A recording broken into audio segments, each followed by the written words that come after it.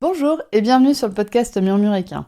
Moi c'est Audrey et tous les vendredis, je vous partage un maximum d'informations et de pistes de réflexion sur des sujets autour de la santé et du bien-être, autant équin qu'humain. L'objectif de ce podcast est de vous apporter de la sérénité et de la sécurité dans votre couple cheval-cavalier en vous permettant de gagner en compréhension du monde équin sans jugement, mais surtout avec une bonne dose d'humour, de bonne humeur, de passion et d'ouverture d'esprit. Bonne écoute!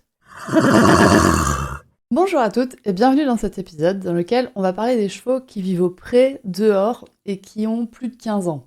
Mais vous allez vous rendre compte au fur et à mesure de cet épisode que ça pourrait en fait concerner tous les chevaux qui vivent au pré, dehors. Parce que les conseils qu'on va appliquer pour un cheval âgé vont être relativement les mêmes que pour un cheval en bonne santé. Mais il va vraiment falloir les tenir pour un cheval âgé alors que pour des chevaux en bonne santé et jeunes, qui ont cette capacité de récupération qui est plus élevée que des chevaux âgés, on peut se permettre de lâcher un peu prise et de ne pas respecter tous ces conseils, alors qu'à mon sens, pour un cheval âgé, il va vraiment falloir les tenir à la lettre si vous voulez que votre cheval reste avec vous le plus longtemps possible. Mais avant de commencer, je voudrais vous parler de la vie de cavalière au pré en hiver. Enfin, c'est plutôt Fanny, du podcast Le Journal d'Iggy, qui va vous en parler. L'épisode 19 de son podcast est disponible sur toutes les plateformes et je vous invite vraiment à aller l'écouter si vous êtes l'humain d'un cheval qui vit au pré en hiver. Vraiment, son épisode est d'utilité publique et en plus, il est superbement bien créé. Donc je vous invite vraiment à aller sur le podcast Le Journal d'Iggy pour écouter cet épisode, le numéro 19. Bon, revenons maintenant à nos moutons, ou plutôt à nos vieux chevaux. Donc par vieux chevaux, on entend souvent cette... Moi, je l'ai eu l'autre jour, on m'a dit que Whisper avait 15 ans, enfin, il allait avoir 15 ans, et donc que c'est bon, il allait devenir un vieux cheval. Et là, je me suis dit, oups. Mais c'est vrai que cet âge-là est quand même souvent assez symbolique. Clairement, nos chevaux qui ont plus de 15 ans, ils sont dans la seconde moitié de leur vie. On va pas se mentir, des chevaux qui arrivent au-delà de 30 ans, ça reste quand même exceptionnel, c'est pas la norme. J'espère que mes chevaux iront jusqu'à l'âge de 30 ans, mais quand même, c'est pas donné à tout le monde, c'est pas donné à tous les chevaux. Donc à partir du moment où ils sont en effet dans la deuxième moitié de leur vie, on pourrait considérer les chevaux comme âgés. Cependant, pour les considérer comme âgés, il y a quand même d'autres paramètres qui rentrent en compte que l'âge. Encore heureux que l'âge n'est pas le seul critère qui nous permet de déterminer si nos chevaux sont âgés ou non. Il y a bien évidemment l'état physique, dont on va reparler un peu plus après, mais un cheval en vieux va être souvent en moins bonne santé.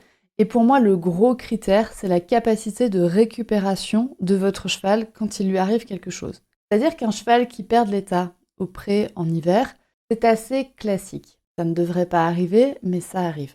Cependant, un jeune cheval va avoir cette capacité de récupération qui est assez élevée. C'est-à-dire que le jeune cheval, vous voyez que, ah mince, là ça fait 8-15 jours qu'il perd du poids. Bon, c'est pas grave, j'adapte la ration, et 8-15 jours après, le cheval arrête de perdre du poids, et en tout cas, le cheval va même reprendre du poids. Il a cette capacité de se réadapter rapidement, capacité que les chevaux plus âgés perdent. C'est-à-dire qu'un cheval plus âgé, quand il va perdre du poids, on va dire mince, ça fait 15 jours, il a perdu du poids. Vous corrigez la ration avec la même réactivité que pour un jeune cheval.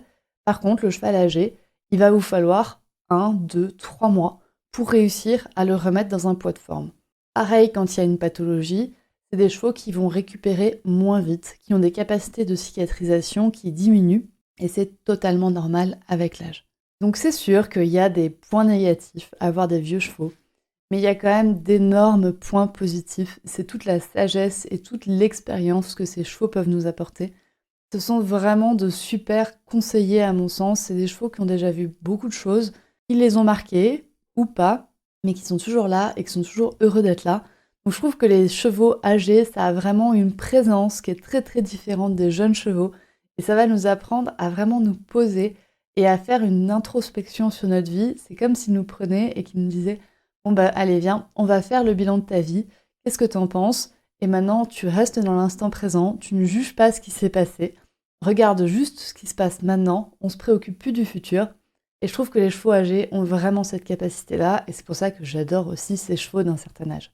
Pour moi, chez les chevaux âgés, mais comme chez les chevaux jeunes, il y a 3 critères à regarder. L'alimentation, l'environnement et les soins. On va les voir tous les 3. Premièrement, l'alimentation. Bon, la base de la base, c'est d'avoir du foin à volonté. quel que soit l'hébergement de votre cheval, il faut qu'il y ait du foin à volonté. Maintenant, il y a d'autres critères à prendre en compte. C'est pour moi que l'accès au foin soit garanti. C'est-à-dire que c'est bien joli de mettre un rumbalère de foin et de dire, bah voilà, quand il n'y en a plus du foin, j'en remets. Mais maintenant, si c'est un rumbalère pour un troupeau de 7-8 chevaux, forcément, il va y en avoir qui vont être laissés pour compte. Souvent, ça va être les plus jeunes ou les plus vieux. Donc du coup, quand vous choisissez un mode d'hébergement pour votre cheval, quand vous choisissez une pension, le foin à volonté, c'est très très bien, mais vérifiez quand même que votre cheval a un accès à ce foin et qu'il peut en manger autant qu'il veut et aussi longtemps qu'il veut et la quantité nécessaire pour lui. Donc le foin à volonté, c'est important pour que les chevaux restent au chaud. La digestion apporte énormément de chaleur au cheval et donc c'est très important en hiver quand il fait froid chez nos jeunes chevaux, chez nos vieux chevaux. En plus de ça, le foin va apporter l'énergie nécessaire pour passer l'hiver. En parlant du froid, il y a un autre point qui est très important pour moi, c'est l'abri. C'est très important d'avoir un abri dans le pré, on est d'accord. Et il y a un autre point qui est important pour les chevaux d'un certain âge, c'est de vérifier que l'accès au foin est à l'abri. C'est-à-dire que le cheval ne doit pas avoir à faire le choix entre s'abriter des intempéries et manger. Pour moi, les deux doivent aller ensemble.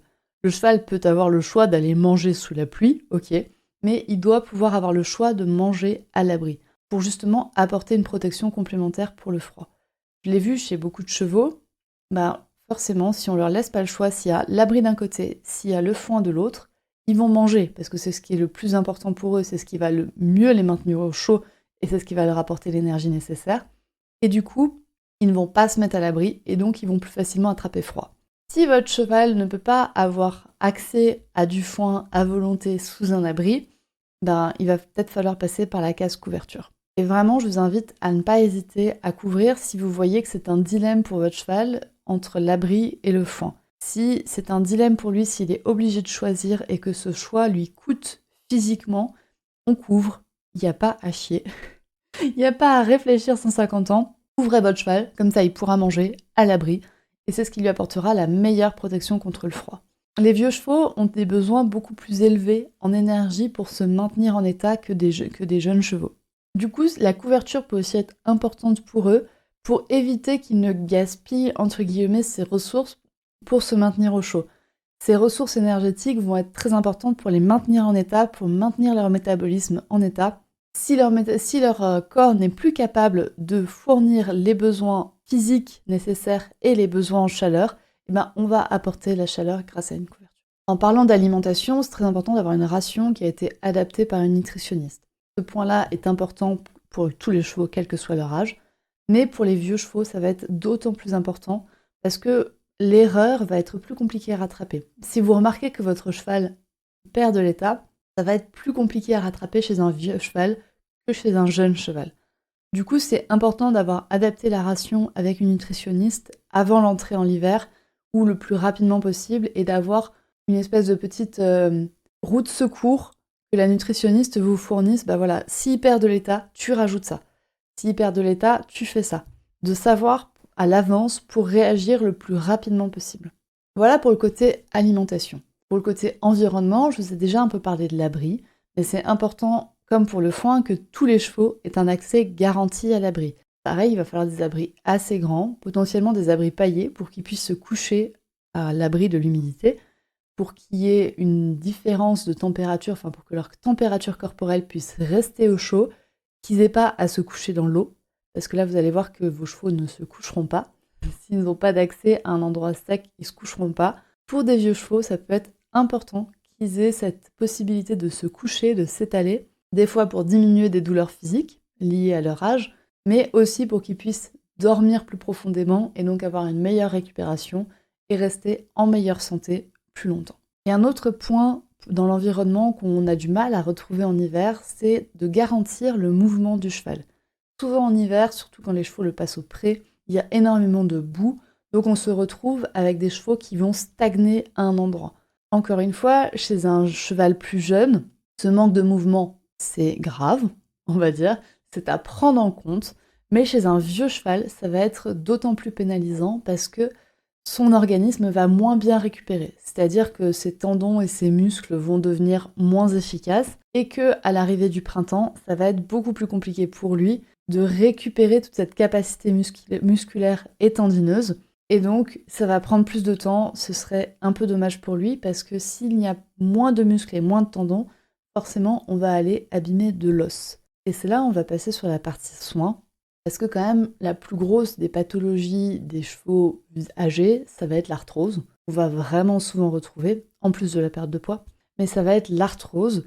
Et c'est une pathologie qui ressort fort en hiver parce qu'elle est affectée par le froid. Et donc, au niveau des soins, il va peut-être falloir faire des soins spécifiques, par exemple une cure en phytothérapie contre l'arthrose pour aider le cheval, bien évidemment aussi du mouvement. Les pathologies de l'hiver, donc par exemple l'arthrose ou aussi la gale de boue, c'est souvent des pathologies en médecine traditionnelle chinoise qu'on appelle des pathologies yin. C'est-à-dire que c'est des pathologies qui sont froides, qui sont dures et qui sont humides. On va donc chercher à apporter ce qu'on appelle du yang en médecine traditionnelle chinoise. C'est-à-dire qu'on va chercher à apporter du chaud, du sec et du mou sur ces pathologies qui sont froides, dures et humides.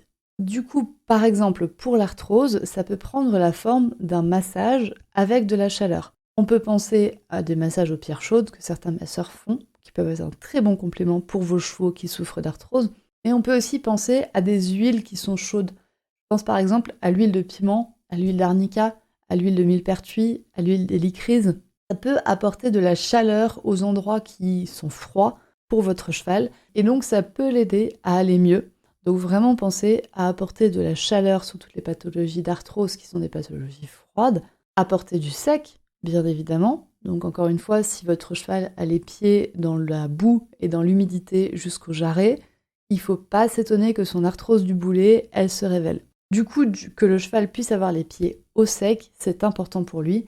Qu'il puisse avoir accès à un abri plutôt sec et pas humide, c'est important pour lui. Et le troisième point, ça va être d'apporter du mou sur des pathologies qui sont dures. Donc là, surtout pour les chevaux, on va le voir sur tout ce qui est arthrose des membres, aussi un peu du dos. Il va falloir apporter de l'amorti à ces articulations. Mais cependant, une des grosses problématiques qu'on va avoir en hiver, c'est qu'il va y avoir un différentiel de dureté entre le sol du pré et le chemin de balade qui va être très très important. C'est-à-dire que souvent, votre cheval va passer l'hiver les pieds dans la boue, qui est très très mou. Donc ça peut l'aider pour l'arthrose, ça va être plutôt bien. Par contre, une fois que vous le sortez du pré, en général, il se retrouve sur du dur, sur un environnement qui est beaucoup plus dur, sur du béton, sur du chemin en cailloux. Et là, ça peut vraiment poser problème, parce que les pathologies type arthrose, ça n'aime pas du tout le dur, et ça n'aime pas du tout les chocs. Et du coup, de lui apporter par exemple des hipposandales, ça peut aider votre cheval à avoir plus de confort. Donc on va penser aux hipposandales pour apporter du mou si le différentiel de dureté entre le sol du pré et le chemin de balade est trop important pour votre cheval. Et je dis bien pour votre cheval, parce que tous ces points-là, le plus important pour des chevaux âgés, c'est vraiment de s'adapter à l'individu. Bien évidemment, encore une fois, on s'adapte tout le temps à l'individu, mais pour des chevaux âgés, il faut vraiment s'y adapter plus. Ce qui est vrai pour le cheval du voisin, c'est peut-être pas vrai pour le vôtre. Et en tant qu'humain, ne culpabilisez pas si votre cheval ne remplit pas tous les critères instagrammables du bien-être équin. Bordel, oui, des fois l'anthropomorphisme, ça a du bon. Couvrir un cheval qui n'a plus les ressources physiques suffisantes pour rester en état, c'est très bien et c'est nécessaire, et ce serait de la maltraitance équine que de ne pas le faire.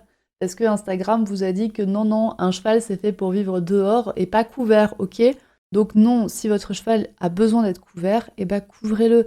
Si de faire passer la nuit en boxe à votre cheval qui n'a pas accès au râtelier, ça peut lui permettre d'avoir une ration de foin qui est suffisante, faites-le, c'est très très bien.